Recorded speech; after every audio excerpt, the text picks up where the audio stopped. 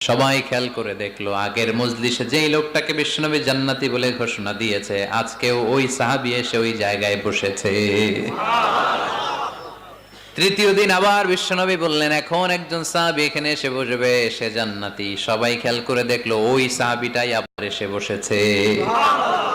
সবাই অবাক, কি আজীব, কি আছে এই সাহাবীর মধ্যে, যে সাহাবীর ব্যাপারে খুব বিশ্বনবী তিনবার ঘোষণা দিলেন যে সে জান্নাতি। সবচেয়ে বেশি অবাক হয়েছিলেন সাইয়েদনা আব্দুল্লাহ ইবনে আমর ইবনে আস। মনে মনে ভাবলেন, এটা তো চারটেখানে কোনো কথা না, বিশ্বনবীর অ্যানাউন্সমেন্ট।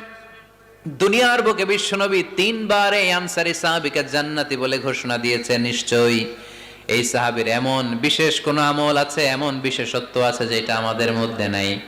যেমন করেই হোক এই সাহাবীর ভেতরের সব খবর আমার জানতে হবে।